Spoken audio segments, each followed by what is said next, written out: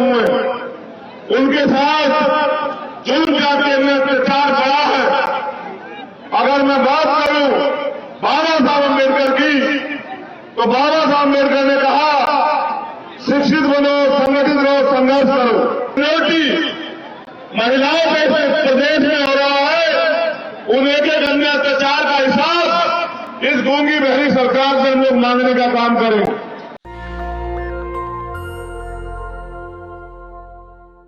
लोगों के लिए भीड़ जुटाने के लिए पैसे बांटे जाते हैं, खाना बांटा जाता है, गाड़ियां तेल के साधन दिए जाते हैं, लेकिन आपका प्यार इतना है कि आप अपने साधन पर बैठने की जगह नहीं है। मैं खुद चल के आया, पूरे ग्राउंड में पानी भरा हूं, मैं कल से देख रहा हूं। मुरादाबाद ने जो सम्मान दिया है, उसको मैं जीवन के अंतिम क्षण तक भूलूंगा नहीं। आपने अपनी जिम्मेदारी अदा की। जब मैं घर से चला था तो मैं सोच रहा था कि मौसम इतना बिगड़ा हुआ है, ऐसा ना हो मुरादाबाद के लोग घर वापस चले जाएं। लेकिन जैसे जैसे मैं आगे बढ़ता गया, आपकी संख्या भी बढ़ती गई, और जब मैं यहां पहुंचा तो मैं ये कह सकता हूं कि कोई भी आंधी तूफान आपका रास्ता नहीं रोक सकती अगर आपने कोई चीज तय कर ली है। तो बहुजन समाज में समय समय पर जन्मे सभी संतों, गुरुओं, महापुरुषों को नमन करते हुए परम पूजनीय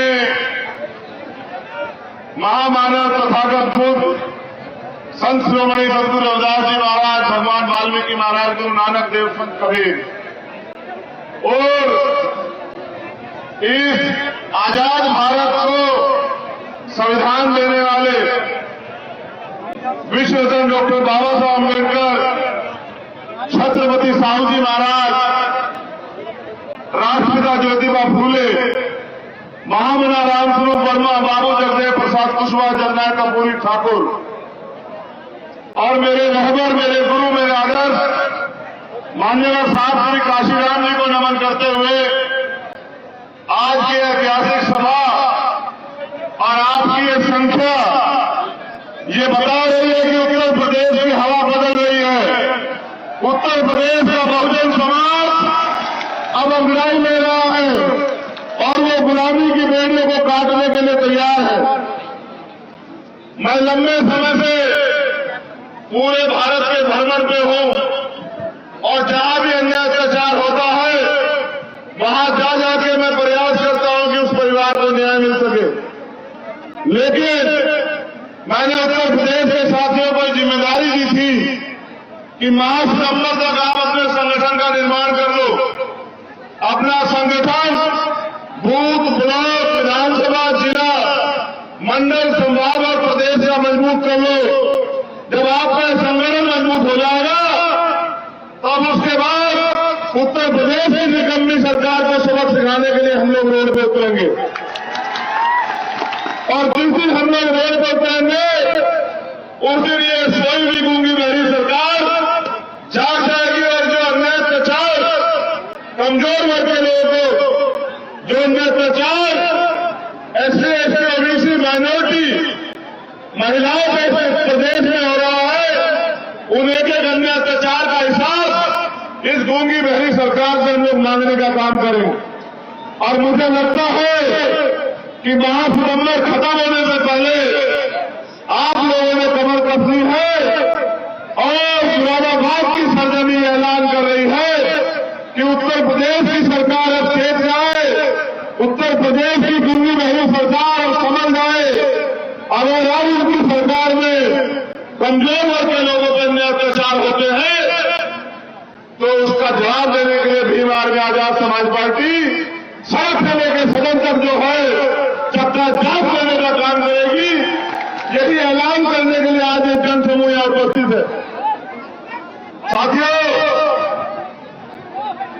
आपकी संख्या ही उत्तर प्रदेश में, भारत में बहुत है और जहां तक मैं समझता हूं महापुरुषों ने जब अपने जीवन का अमूल्य समय आंदोलन में दिया तो उनकी इच्छा शक्ति थी कि जिस दिन हमारे लोग अपनी गुलामी की बेड़ियां काटने के लिए, अपने बुनियादी अधिकार प्राप्त करने के लिए, अपनी समस्याओं को खत्म करने के लिए मैदान में उतरेंगे, अपनी वोट की वैल्यू को समझेंगे, उस दिन इस प्रदेश में और देश में शोषित वर्ग के लोगों का राज आएगा। आज इस डबल इंजन की सरकार में, जो उत्तर प्रदेश में भी है और केंद्र में भी, कमजोर वर्ग के लोग, और मैं अपने नौजवान साथियों से अपील करूंगा कि वो मेरी इस बात पर गौर करें। हम लोग शिक्षित भी हुए, संगठित भी हुए, लेकिन हमें संघर्ष इसलिए करना था। जब बाबा साहब अम्बेडकर ने कहा कि संघर्ष करो, तो उनका इशारा यह था कि सत्ता के लिए संघर्ष करो, इस देश की राज व्यवस्था पर काबिज होने के लिए संघर्ष करो। उनका इशारा यह था कि पॉलिटिक्स का मास्टर की राजनीतिक सत्ता की चाबी अपने हाथ में लेने के लिए संघर्ष करो। और हम लोग संघर्ष करते हैं रोटी कपड़ा मकान के लिए। मैं मानता हूं जिनकी सरकार होती है उनके समुदाय को रोटी कपड़ा मकान की लड़ाई कभी नहीं लड़नी पड़ती। बाबा साहब अम्बेडकर स्पष्ट इशारा करके गए कि राजनीति में भागीदारी न करने का सबसे बड़ा नुकसान ये है कि अयोग्य लोग आपके ऊपर शासन करते हैं। उन्होंने ये भी कहा कि अन्याय करने वाले से अन्याय सहने वाला ज्यादा दोषी होता है। मैं ये मानता हूं कि हमने अपने महापुरुषों को पढ़ा तो है, लेकिन उनको उनके आदर्शों पर चलने का कार्य जो है लंबे समय से हम लोग रोके हुए। अब हम पिछले कुछ साल से अपने महापुरुषों को पूज रहे हैं। हम अपने महापुरुषों की स्टैचू लगाते हैं, उनके ऊपर माल्यार्पण करते हैं, उनके पैर छूते हैं और पैर छू के उनके आगे ये बात कहते हैं कि बाबा साहब हमारी जिंदगी में बदलाव कर देना, हमारी जिंदगी में अच्छे दिन ला देना। मगर मैं समझता हूं कि बाबा साहब अम्बेडकर, बुद्ध के बाद बाबा साहब अम्बेडकर वो शख्सियत है जो कह के गए कि मुझे पूजने की नहीं पर मुझे पढ़ने की जरूरत है। उन्होंने इशारा किया कि मैं मूर्तियों में नहीं, मैं किताबों में हूं। आपको किताबों को पढ़ना चाहिए और इस देश की राज सत्ता कैसे लेना, कैसे हासिल करना है, इसको सोचना चाहिए। लेकिन पिछले कुछ समय से हम लोग कमजोर हुए, और जब हम लोग कमजोर हुए तो हमारी सबसे बड़ी जिम्मेदारी ये बैठती है कि अपनी कमजोरी को दूर करें। पिछले कुछ समय से हम लोग राजनीतिक व्यवस्था में भी कमजोर हुए, तो हमारी जिम्मेदारी सबसे पहले बैठती है कि उन कमजोरियों को ध्यान रखते हुए उन पर काम करते हम लोग ताकतवर बने। आज आप इतनी बड़ी संख्या में उपस्थित हैं, लेकिन उपस्थित होने से काम नहीं चलेगा। एक दिन अगर आप रैली या सभा करोगे तो आपके हाथ में सत्ता नहीं आई। जब आप 365 दिन सत्ता के लिए काम करोगे, मेहनत करोगे, तन मन धन से जुट जाओगे, तब जाके सत्ता आपके हाथ में आएगी। और जिस दिन सत्ता आपके हाथ में आएगी तब कोई आपके साथ अन्याय अत्याचार नहीं करेगा, तब कोई जो है आपकी जमीन नहीं दबाएगा, तब कोई जो है आपके अधिकारों के साथ छेड़छाड़ी नहीं करेगा। मैं कुछ घटनाओं की तरफ आपका ध्यान आकर्षित करूंगा। अब जाके आपने मुझे सुनने का मन बनाया। मैं जब देख रहा हूं तो मेरे चारों तरफ, चाहे आगे हो या पीछे, दाएं हो या बाएं, दीवार पे हो या कुर्सियों पे या मकानों पे, चारों तरफ लोग बैठे हुए हैं। जितने जिम्मेदार लोग मंच पे हैं उतने ही जिम्मेदार लोग सामने भी बैठे हैं। बैठ जाओ, बैठो, सुनो तुम लोग भी, होगी नेतागिरी, चलो बंद करो। जो लोग मंच पे हैं वो बहुत जिम्मेदार है, लेकिन उनसे ज्यादा जिम्मेदार वो है जो पिछले 5-6 घंटे में अपनी कुर्सी नहीं छोड़ी, जिन्होंने अपनी कुर्सी को कब्जा कर रखा। मैं इनको भी यही बता रहा हूं कि लड़ाई कुर्सी की है। जिसके पास कुर्सी होगी उसका हाथ ऐसे होगा, और जिसके पास कुर्सी नहीं होगी उसका हाथ ऐसे होगा। आप ये तय करें मानसिक गुलामी को छोड़ के कि आपका हाथ कैसे होना चाहिए देश में, या ऐसे होना चाहिए? अगर ऐसे होना चाहिए तो उसके लिए आपको काबिलियत पैदा करनी पड़ेगी, और जो नालायकी हमारे अंदर है उसको हमें खत्म करना पड़ेगा। वो नालायकी तब खत्म होगी जब हम 365 दिन अपने राज सत्ता कैसे हमारे हाथ में आए, इस पे हम लोग काम करेंगे। इतना अच्छा प्रोग्राम सजा है। आज बारिश भी आपकी परीक्षा ले रही है। लोगों के लिए भीड़ जुटाने के लिए पैसे बांटे जाते हैं, खाना बांटा जाता है, गाड़ियां तेल के साधन दिए जाते हैं। लेकिन आपका प्यार इतना है कि आप अपने साधन पे और बैठने की जगह नहीं है। मैं खुद चल के आया, पूरे ग्राउंड में पानी भरा हूं, मैं कल से देख रहा हूं। मुरादाबाद ने जो सम्मान दिया है उसको मैं जीवन के अंतिम क्षण तक भूलूंगा नहीं। आपने अपनी जिम्मेदारी अदा की, अब जिम्मेदारी हम लोगों की। कुछ नौजवान साथी जो ज्यादा उत्सुक हैं, उनकी उत्सुकता की वजह से जो माए बहनें यहां बैठी हैं, जो बुजुर्ग यहां बैठे हैं, वो भी बेचारे ये सोच रहे हैं कि हम भी अपने भाई को देख लें। इसीलिए मैंने सिकंदर बोध जी से कहा कि भाई आप मुझे बुलवा दो, क्योंकि मुझे कैसे लोग बैठेंगे। अभी तो ये किसी और की नहीं मानते हैं, अभी तो ये सिर्फ मेरी मानते हैं। तो आप बैठ गए तो मुझे ऐसा लगा कि अब आपको मुझे वो बात बतानी है जिससे बैठने के बाद और जिसे सुनने के बाद आपको जिस काम को करना है, जिससे परिवर्तन होगा। जैसे आप यहां बैठे हैं, इसको अनुशासन कहते हैं, और जिसके लिए खड़े होने को मैं आपको कह रहा हूं उसको शासन कहते हैं, सत्ता कहते हैं। मैं आपको सिर्फ यही कह रहा हूं कि बहुमत, लोकतंत्र में बहुमत जिनके पास होता है उनका राज होता है, वोट जिनके पास होता है उनका राज होता है। और वो जिस देश के कमजोर तबके के पास, इस देश के बहुजन समाज के पास, और हमारे महापुरुषों ने सारे में बात कही कि वोट हमारा, राज तुम्हारा, नहीं चलेगा, नहीं चलेगा।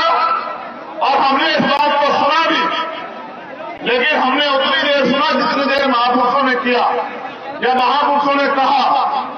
महापुरुषों के जाने के बाद हम उनकी बात को भूल जाते हैं, फिर हम नारे लगाते हैं कि आप संघर्ष करो, हम आपके साथ।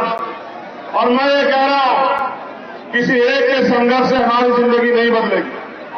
यहां बैठे हर एक शख्स को संघर्ष करना पड़ेगा, और गांव गांव जाकर बहुजन समाज में भाईचारा पैदा करना पड़ेगा। जाति व्यवस्था के आधार पर तोड़े गए लोगों को भाईचारा स्थापित करके जोड़ना पड़ेगा, और उनको बताना पड़ेगा कि आपकी तरक्की के रास्ते इस देश का शासक वर्ग बनकर ही खुलेंगे।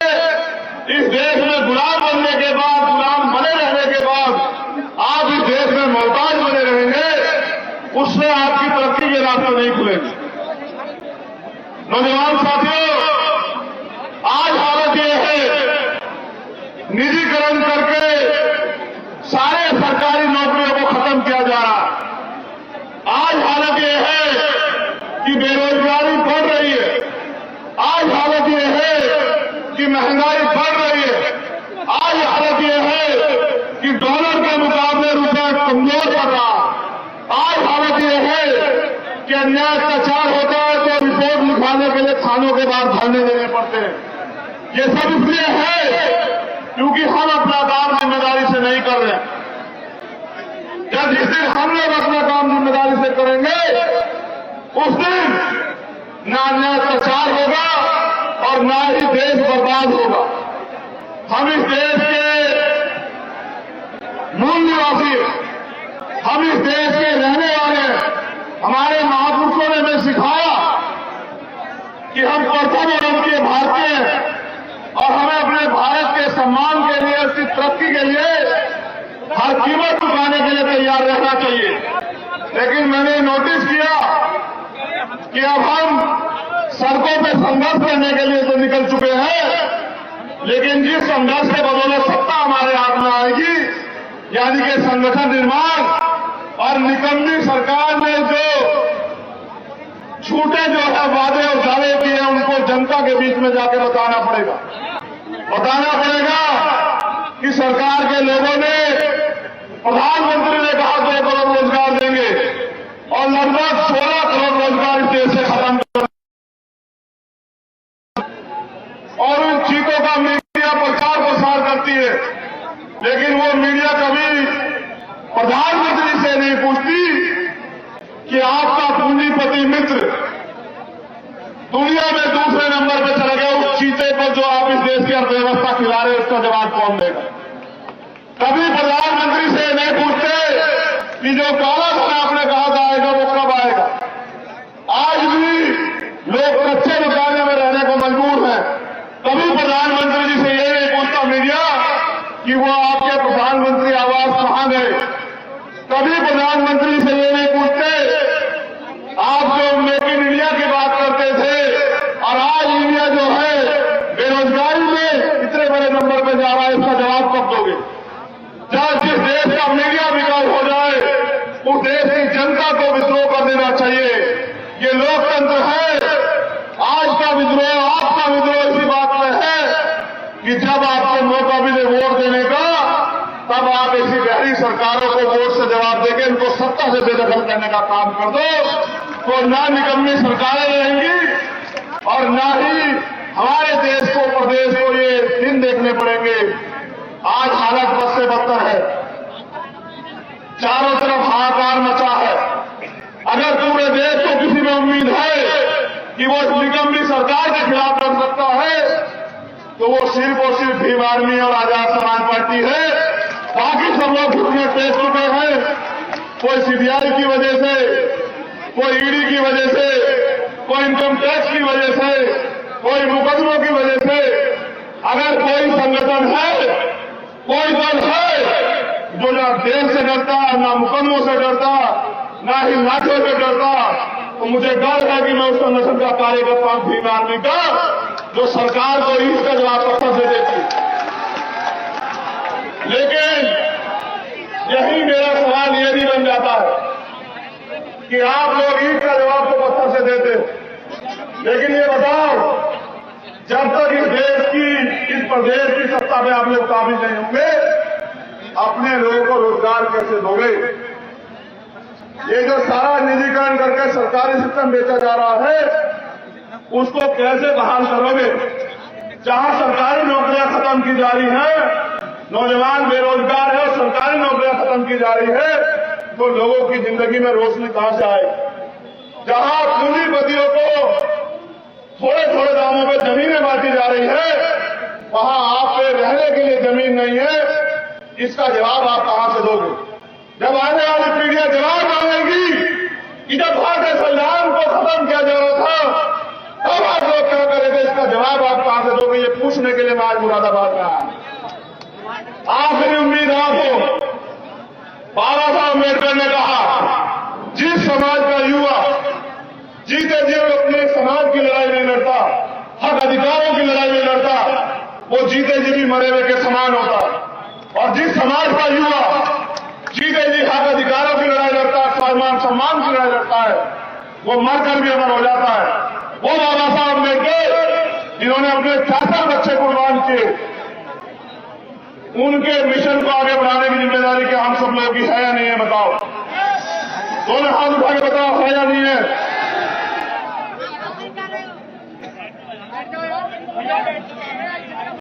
इस जोश को होश के साथ काम में लाओ।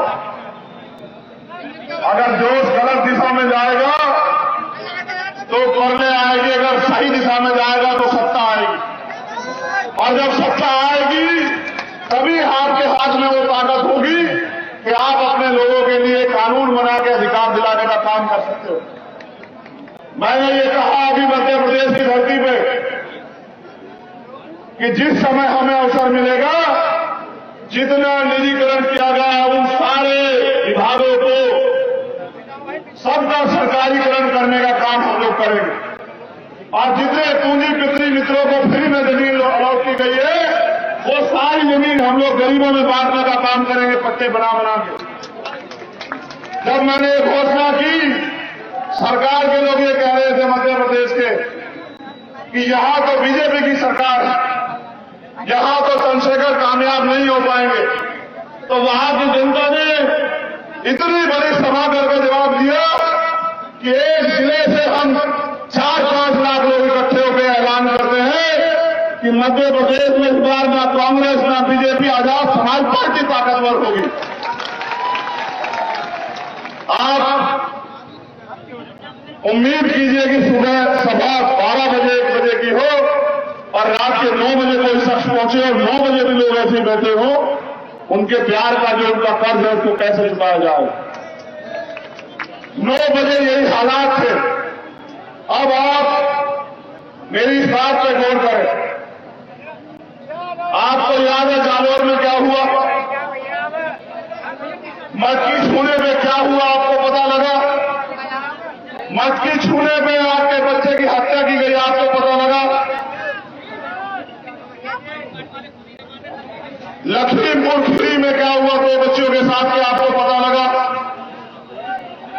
यहां उत्तर प्रदेश में हर जिले और हर कस्बे में, हर गांव में जो हो रहा है, क्या आपको पता नहीं लग रहा है? आज मैं ये महसूस करता हूं, प्रशासन ने जो व्यवस्था की है वो बड़ी कम है। मुझे लगता है कि यहां के प्रशासन से उम्मीद नहीं थी कि इतने लोग आएंगे, लेकिन मुझे ऐसा लगता है कि आज की सभा के बाद प्रशासन को भी ये पता लगा रहेगा कि राजनीतिक सभा में व्यवस्था कैसे की जाती है। 10-20 लोग खड़े हैं बेचारे, बताओ, इनको नहीं पता कि रेडियो की व्यवस्था कैसे की जाती है। आपसे ज्यादा काम तो हमारे वॉलंटियर कर रहे हैं। अगर आप यहां मजबूती से काम करते तो व्यवस्था होती।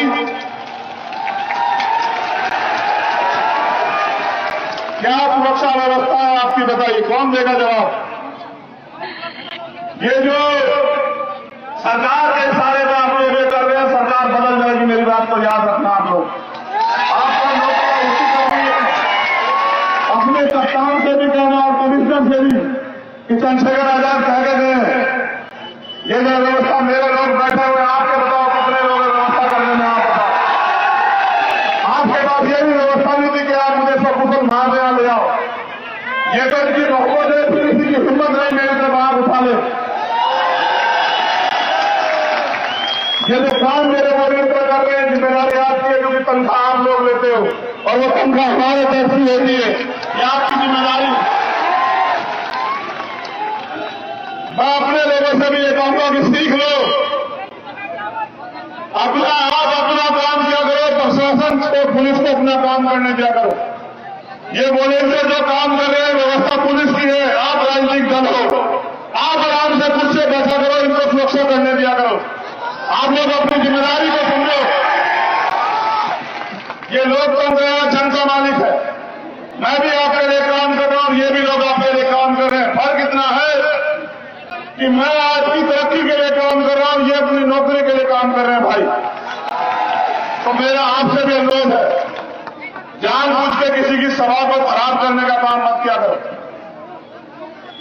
आज जो व्यवस्था हुई है, देखिए, वो उसके जिम्मेदार आप लोग, सब लोग। खैर छोड़िए, मुद्दे पे आते हैं।